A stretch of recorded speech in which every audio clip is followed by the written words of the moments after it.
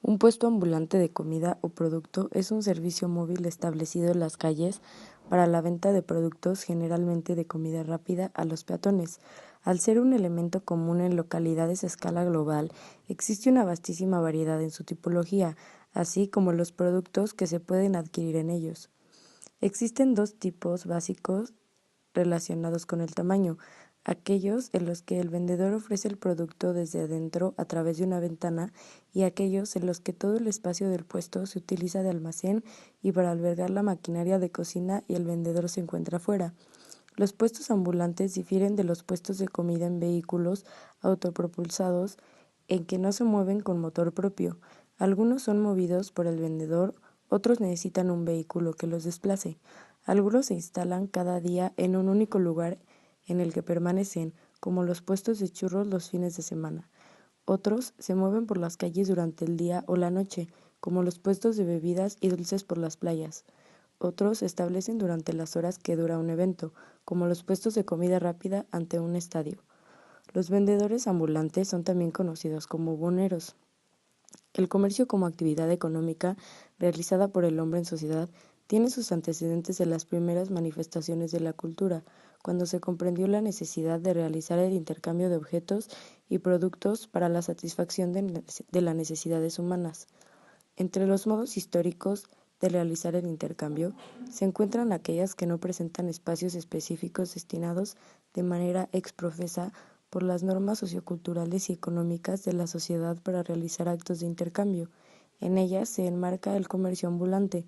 El comercio ambulante, como producto del proceso histórico de la división social del trabajo, se encuentra profundamente enraizado en la historia económica de los pueblos. Para América Latina y por ende de México, como lo señala el Programa Regional del Empleo para América Latina y el Caribe, la actividad del comercio ambulante es tan antigua como la historia de la urbe. En el caso de la Ciudad de México, el comercio ambulante se sitúa en profundas raíces históricas. Para asociar las principales relaciones en el acto de compraventa ambulante, tanto en el ámbito económico como en el social, se estudia el desarrollo histórico de esta forma peculiar de intercambio comercial de la Ciudad de México, contemplando un periodo de 7 siglos del año de 1321 al 2000, facilitando con ello la comprensión del efecto económico del ejercicio del comercio ambulante en la estructura económica de la Ciudad de México. La investigación realizada en el 2012 en 10 ciudades de África, Asia y América Latina ha identificado varios beneficios económicos y sociales de la venta ambulante. Estos son algunos de los impactos que se han detectado. 1. La venta ambulante es una fuente importante de empleo en muchas ciudades. 2. El trabajo de los vendedores callejeros genera ingresos para las empresas formales y los gobiernos municipales. 3. La venta ambulante contribuye a mantener la ciudad limpia, segura y sociable. 4. Las actividades económicas generadas a través del comercio callejero contribuyen al crecimiento económico y a la reducción de la pobreza. El comercio ambulante origina muchos factores que entran como consecuencia de su ejecución, entre ellos el que no paguen los impuestos que el gobierno de la Ciudad de México les pide. Esto genera un menor ingreso al gobierno y puede ser una fuente de corrupción fiscal. Además, la libertad de movimiento del peatón al perder espacio público que es utilizado por el comercio ambulante. La basura que generan es de gran magnitud y esta genera un crecimiento en la contaminación, la obstrucción del drenaje, inundaciones y en el volumen de la fauna nociva de la ciudad. El sector turístico le ha afectado económicamente debido a que la imagen de las calles y edificios ya no cumplen con la función de identidad que le dan a la ciudad y al gobierno se le dificultan aún más las tareas de atracción turística. El comercio informal en ocasiones se presta a que los delincuentes puedan operar en la vía pública sin que nadie los moleste, y esto es inseguro para la población, ya que hay incluso algunos policías que reciben parte de lo que se roba o de lo que se obtiene a través de algún fraude o engaño al consumidor. A pesar de esto, hay diversos líderes afiliados a partidos políticos que son los que venden o rentan los lugares del espacio público, y esto hace aún más difícil la formalización del comercio y la liberación de los espacios de la ciudad. La Constitución de la Ciudad de México es la nueva Carta Magna de la capital del país.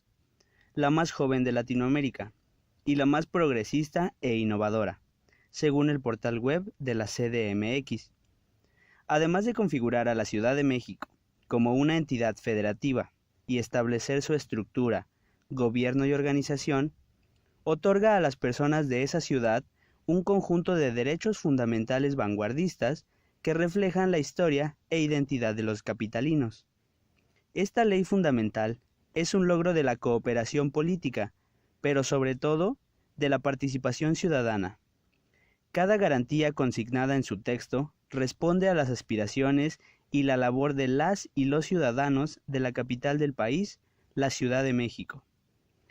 Haciendo ya referencia a nuestra noticia acerca de los vendedores ambulantes de esa ciudad, podemos constatar que la Carta Magna es muy condescendiente con aquellas personas que ejercen el oficio. Oficialmente, todos los ambulantes tendrían que estar dados de alta ante el Sistema de Comercio en Vía Pública SISCOVIP. Lo anterior te garantiza seguridad al trabajador, permisos lícitos, validez delegacional e incluso personalidad jurídica con un costo mensual de 2,000 pesos. Si no se cuenta con estos requisitos, te conviertes en un vendedor ilegal, pero lo único que pasa es que cuando hay operativos por parte de la policía, ellos tienen el derecho y la obligación de llevarte al Ministerio Público, recoger tu puesto, dejarte detenido 48 horas y hacerte acreedor a una multa que va de los 1,700 a los 3,400 pesos. Por esta razón, muchos especialistas dicen que hay una laguna en la ley, pues si por algún motivo en el mes no se hace ningún operativo, es más barato trabajar en la ilegalidad que estar avalado por el gobierno capitalino. Pero sin duda lo más prudente para vivir tranquilo y trabajar seguro es compartir la ley y no contrariarla. Lo normal es que así generarás más ingresos, mejores relaciones y armarás un buen historial para seguir expandiendo el negocio de los vendedores ambulantes. Las conclusiones que a continuación se presentan están basadas en diversas encuestas realizadas a ambulantes, consumidores y comerciantes establecidos. Esta investigación ha generado resultados importantes sobre las representaciones sociales que tienen los tres grupos participantes, los ya mencionados, comerciantes establecidos, consumidores y ambulantes, sobre el comercio en vía pública.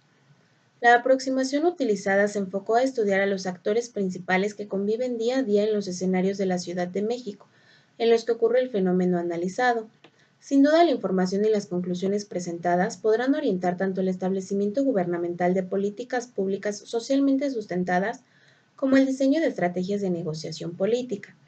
Los primeros resultados que llaman la atención son los referidos a las características sociológicas de la muestra, en particular la del grupo de vendedores ambulantes, ya que nos indican con claridad que la actividad que llevan a cabo es fundamentalmente masculina. Lo anterior se interpretó como una muestra de las difíciles condiciones ambientales y materiales en las que se despliega la actividad en la vía pública. Otro hecho importante fue observar que, a diferencia de lo que comúnmente se piensa, casi la mitad de los vendedores ambulantes tienen estudios mayores a primer año de bachillerato, y solo un 15% tienen educación hasta primaria o sin estudios formales. Lo anterior nos habla de comerciantes en vía pública que estarían en condiciones de tener capacitación técnica y profesional para desempeñar un trabajo en la economía formal. Al igual que la información anterior llamó la atención el observar que la gran mayoría de comerciantes informales participantes en el estudio dijo ser oriundo de la misma Ciudad de México, lo que va a contracorriente de una idea muy difundida de que los ambulantes proceden de municipios colindantes del Estado de México o de la provincia.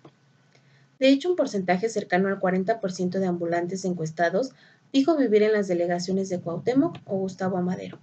En referencia al grupo de comerciantes establecidos, es trascendente el dato que indica que casi el 30% de los participantes afirmaron que estarían dispuestos a llevar su actividad comercial a la vía pública, lo que señala la existencia de una situación interpretada como desventajosa por un número importante de encuestados, quienes llegan a ver viable emprender una actividad a la que gremialmente se han opuesto. Otra aportación del estudio es mostrar la contradicción entre los patrones de consumo en el comercio en vía pública con la valoración que tiene el grupo de consumidores, que hace de ilegalidad o legalidad del ambulantaje. De acuerdo a la información obtenida, los consumidores señalan estar conformes con las mercancías adquiridas en la calle y las calificaciones reprobatorias son marginales. La frecuencia de consumo es en su mayoría semanal. Sin embargo, los consumidores indican que, a su parecer, el comercio en vía pública es una actividad ilegal. Esta contradicción es inquietante, ya que nos muestra que está extendida una cultura de consumo que en todo caso pondría en segundo término la legalidad de la actividad sobre el precio de los productos comercializados. Para los consumidores es, pues, intrascendental el concepto de ilegalidad. Con relación a esta, que es la parte central del estudio, es importante señalar que, a diferencia de lo que comúnmente se piensa, no hay posiciones extremistas ni mutuamente excluyentes en las representaciones sociales que tienen los grupos estudiados. Esta representación social común entiende que las causas principales del ambulantaje son de índole económica, como la falta de empleo y los mayores ingresos que genera el comercio en la calle. Los tres grupos comparten una misma representación acerca de las características económicas del comercio en vía pública, a la que consideran como una actividad estable, con pocas posibilidades de convertirse a la formalidad y con ganancias superiores a las que se obtiene en la economía formal. Otro aspecto representacional es el que se observa en coincidencias con lo relativo a las opiniones sobre la propiedad de los puestos ambulantes, ya que se piensa que no todos los comerciantes en vía pública son dueños de sus espacios de trabajo, sino solo entre el 50 y el 75% de ellos. Otra parte, el reconocimiento en vía pública son dueños de sus puestos de trabajo y nos lleva a identificar que entre el 25 y 50% de ellos son empleados, que tienen un patrón, lo que contradice el argumento de que el ambulantaje es una actividad de iniciativa propia, respaldada por un gremio. Pero no toda la representación social del ambulantaje es compartida en los tres grupos estudiados. Estas representaciones se encuentran en conflicto y señalan diferencias sensibles entre los grupos. En los que se refiere a la categoría de legalidad, podemos observar que los comerciantes establecidos y los consumidores coinciden en señalar que el ambulantaje es una actividad ilegal, mientras que los vendedores en vía pública sostienen que es legal. También hay divergencias importantes en cuanto a la segunda causa más importante del ambulantaje, ya que los comerciantes establecidos y los consumidores indican que son los intereses políticos y los ambulantes mencionan una razón económica. Se gana más que en el empleo formal. En cuanto a la categoría de incorporación a la actividad, los comerciantes establecidos y los consumidores dicen que la gente ingresa al ambulantaje por el desempleo que existe en México, mientras que los ambulantes señalan que ésta se da principalmente a través de redes sociales conformadas por amigos y familiares. En lo que se refiere a la actividad alternativa, los comerciantes establecidos y los consumidores sostienen en un alto porcentaje que, de no poder llevar a cabo sus actividades en la vía pública, los vendedores ambulantes se dedicarían a cometer algún acto ilícito, mientras que los ambulantes dicen que podrían estar laborando en algún empleo formal. Otro punto de divergencia es el que se refiere a la relación entre los ambulantes y los comerciantes establecidos con los ambulantes y los transeúntes.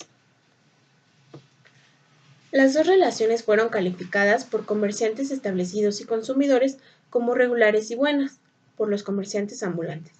Finalmente, en lo que se refiere a un posible paso de los comerciantes en vía pública a la formalidad, los comerciantes establecidos y consumidores piensan que es prácticamente imposible que suceda ese hecho, mientras que prácticamente el 50% de los ambulantes estarían dispuestos a hacerlo.